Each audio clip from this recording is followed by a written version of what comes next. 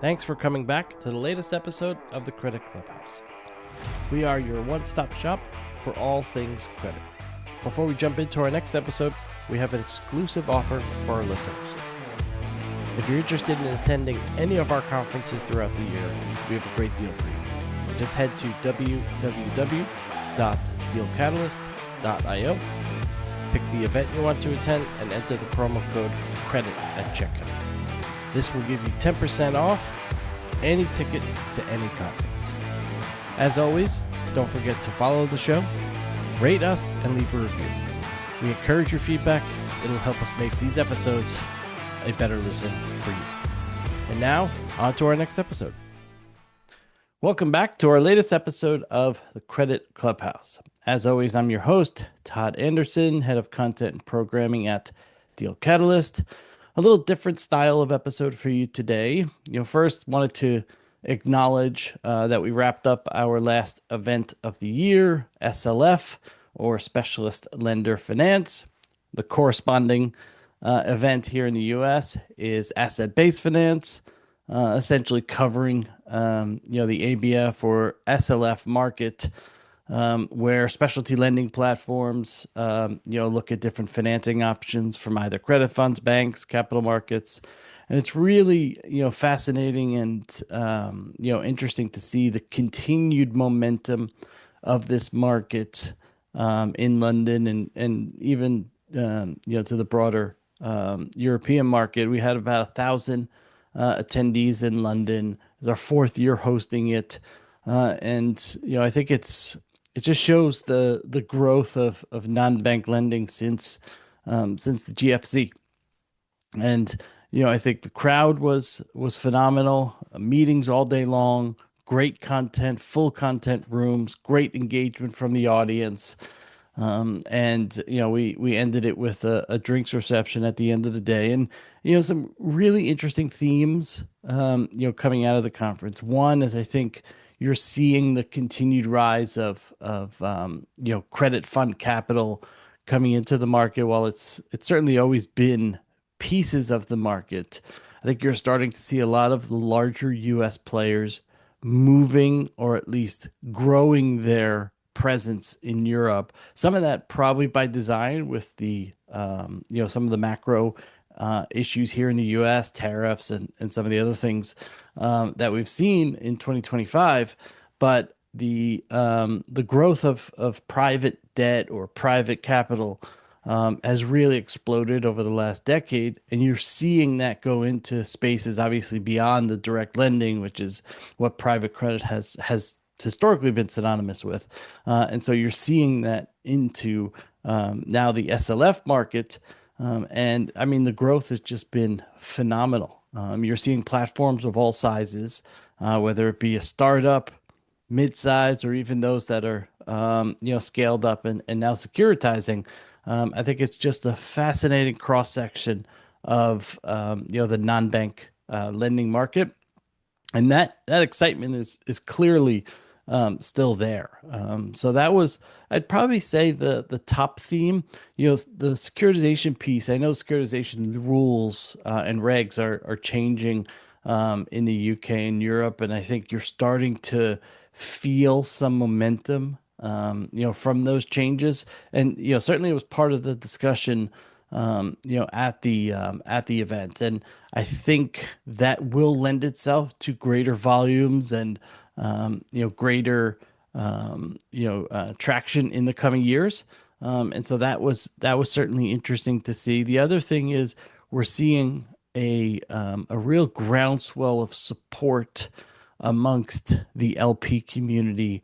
In Europe, we've always seen a real strong support from that community in the U.S. And certainly there's different regs for insurance companies and pensions and family offices here in the U.S. or even in Canada. But you're starting to see that interest from European LPs in the various ABF asset classes. And so we hosted a roundtable with about 15 or 20 large institutional allocators, which was a phenomenal session, going through what ABF means, how to access some of these asset classes.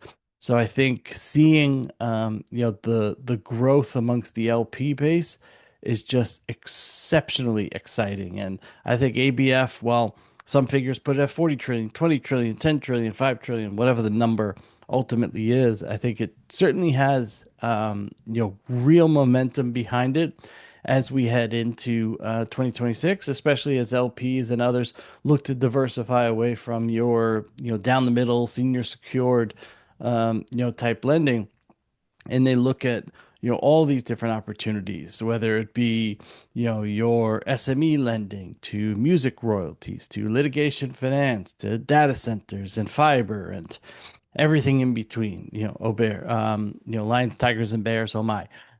So I think that was phenomenal to see over the course of the event, and really, that community has been very supportive of the Deal Catalyst journey, and I think seeing that again is always good. And so we've now wrapped up our calendar for 2025, and now look forward, to 2026 as it's going to be an exciting year. 11 events across three core regions. We have obviously the US, the UK, and now we've added the Middle East last year. And so you'll see a lot of events that you saw last year, but also some new, including the Digital Infrastructure Conference, a new event for us looking at all things AI, data centers, fiber, and the like. And then you'll also see us supercharge more into the fund finance market, which is very exciting to see. The other thing I wanted to bring up before we maybe get to some news items of the week and some things in private credit, good and bad, is we've just launched an ABF survey, and we'll be doing a special ABF survey podcast next week on it. And so if you haven't yet seen that in your inboxes, I'm sure it's in there somewhere if you want to dig it out. We surveyed, I think it ended up being about 128 respondents across GPs, LPs, and specialist lenders. And so we'll let the podcast next week to dive a bit more into it. But I think you'll find there's some fascinating trends in that ABF survey, and just a hat tip to keep a lookout for some more things coming from Deal Catalyst when it comes to surveys. So we do ask that those in our community participate, tell us good, tell us bad. We rely on you for a lot, and so please do respond to those inquiries when we do send them out. We take a lot of your feedback very seriously, and we also want your input on surveys as we look to gain more interest and insight into where our community is going, what you care about, and kind of where you see the markets that we cover, which tend to be private markets, over the next year, 2, 3, 5 years. And so we appreciate your continued support on some of that stuff.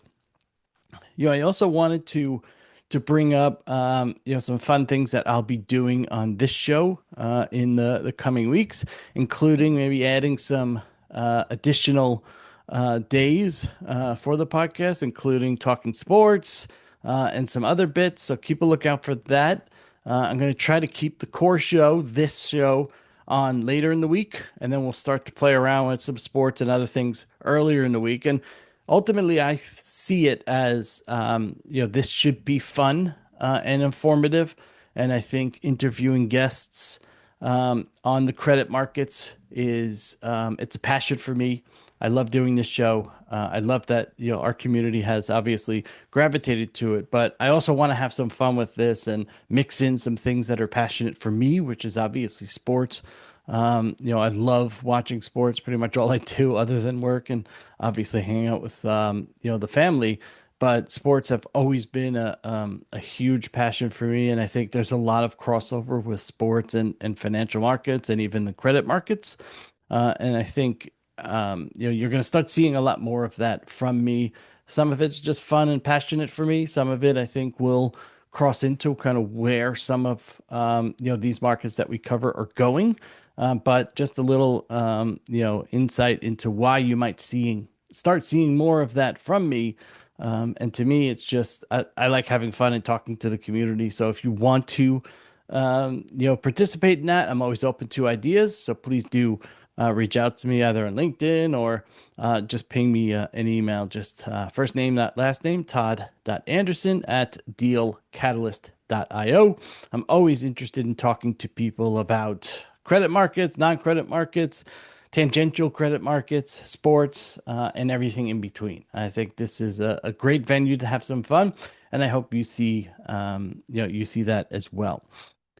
Some other things I wanted to get to, because there's been a lot in the news with private credit over the last, say, 3 or 4 months, in particular when it comes to negative news, with First Brands and Tricolor, and there's been some other stuff out there as well. And, I think there's a lot of angst, in these markets today. Some of that probably overblown from from the media. Some of it not. Clearly, there's issues around liquidity. Clearly, there's issues around, what happened with both First Brands and Tricolor. And so I think there is right to have some angst, but what level of angst I think is the key. And so Mark Rowan at Apollo penned a an op-ed for Bloomberg, which I'll link to in the show notes, and he had come up with 4 myths, in private credit. And I think it was an interesting piece, especially hearing from someone as as high up as Mark Rowan, and seeing. I mean, Apollo could be arguably one of those the biggest name, or clearly one of the biggest names in private credit. And I think it was interesting to see what he brought, to the piece in terms of those myths. And so myth number one is private credit is not rated, and that's clearly a myth, given that a lot of private credit is investment grade and either rated internally by banks or rated by rating agencies. And so I think it's interesting that there is, a feeling out there as if this is all super risky, non-rated, below investment grade, when the reality is, the opposite of that is true. Myth number two, private credit is opaque.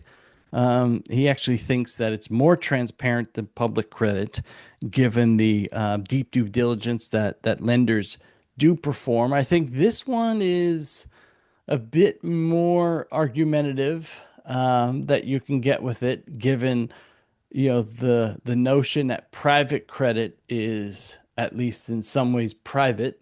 And does the access of one lender, does it necessarily match the access of another lender?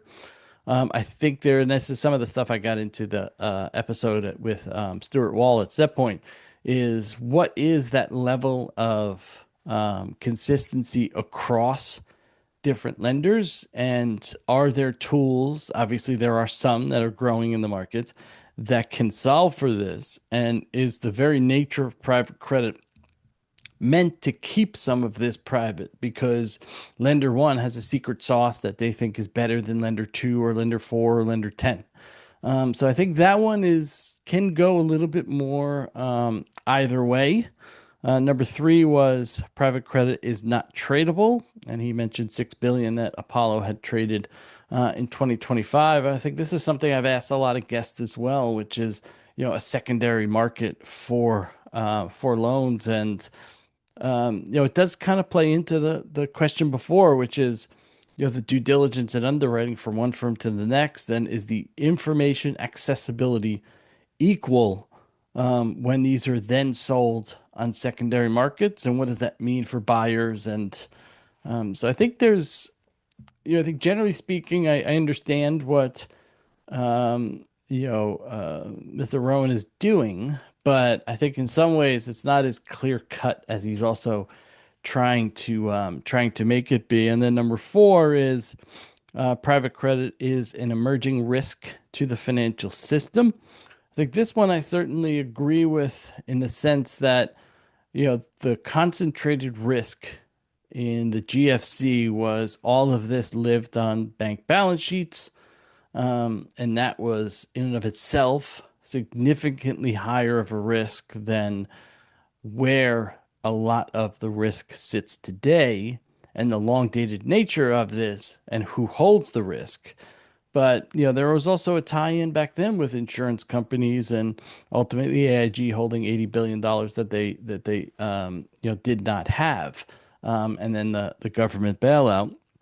And I think the shifting of the risk, and I myself have questions around where the risk sits and with whom for how long and who's ultimately lending to whom, because once you start getting into, the different areas of private credit, who owns or who's lending to whom, private credit funds are now lending to other private credit funds. And then there's, you know, uh, with the lack of liquidity in the market today, I think you're starting to see a lot of continuation vehicles, at least I've been told by many number of market participants. And then what does that mean? And where do the bad assets go? I think there's a lot that I think is still being kind of figured out through some of these new structures, and I'm not sure we all have great understanding or insight as to where the biggest risk lies. I do think diversifying away from everything being on bank balance sheets is obviously better. So I think in that sense, he certainly has it right that all the risk is not concentrated on one sector anymore. I think there's still a lack of true transparency on kind of where all the risk sits today, and levering that up, and is it leverage on leverage in some cases? I think there's still a fair amount to be worked out. And I think some of that leads into another story I saw, which was the Bank of England now looking to do stress tests. And a lot of this is voluntary stress tests on both private equity and private credit markets. And some of those same firms, Apollo and Bain and Carlyle, KKR, Blackstone, CBC, GSAM, all have opted in to this stress test by the Bank of England, looking to get a better sense of private equity and private credit markets. Now, the report's not going to be out for upwards of 2 years, but I think we're going to start to get a better sense from regulators, as well as market participants, as to kind of where some of this stress, current stress, future stress is going to sit. And ultimately, will some of the issues we've seen today, I think there's even 2025 alone, there's been 40 plus lenders who've taken over companies. Like, at what point are we coming up to a tipping point? Are we on the path to that? Is just some of this a natural evolution of private markets and kind of where we're going? And as things diversify away from banks and move into other areas of the market, is this a natural evolution of that, or is there another real risk hiding amongst these balance sheets, whether they be credit funds, insurance company, and the like? I think obviously the moving away from just banks is great. But I still don't think there's a great handle, and maybe the regulators will get a true handle on this. We'll see in the coming years, but I think it's interesting to start seeing issues like that. I mean, you also had Mubdala, who's invested 20 billion of capital into private credit, continue to back the bets that they've made. And I think when you start seeing LPs of that size and scope back the general sense of the market that private credit is safe, and the likes of Mubdala are not going to just willy nilly jump into a market. I think that also gives the market a lot of momentum. So I think it's kind of pockets of stress today, and I think it's going to take a little time for that to kind of filter itself out. But I think it's been a really interesting few months for the private credit market. I think there's a lot of tailwinds, for the space. I also think there's things that, in some ways are good that they happen in small spurts like this, because that maybe doesn't head off the real systemic nature, of these markets. And I think that's obviously something that we all don't want to happen, similar to at least getting anywhere near the GFC. And so I'll link to some of these stories in the show notes. I think it's really, really interesting. And, we're going to have some other stuff coming up on the pod in 2026. Some cool features beyond obviously the addition of doing some more sports and some fun stuff on Tuesdays. You'll have the core show continue on Thursday/Friday, and some just phenomenal guests and people that are in the pipeline. I think this show is really helped us continue to keep a great pulse on the market. I appreciate all those who continue to listen, and I look forward to seeing you again next week. So everybody have a nice weekend. Hope you had a nice Thanksgiving, and until next time. All right, bye bye. Thanks for coming back to the latest episode of the Credit Clubhouse. We are your one-stop shop for all things credit. We have an exclusive offer for our listeners. If you're interested in attending any of our conferences throughout the year, we have a great deal for you. Just head to www.DealCatalyst.io, pick the event you want to attend, and enter the promo code CREDIT at checkout. This will give you 10% off any ticket to any conference. As always, don't forget to follow the show, rate us, and leave a review.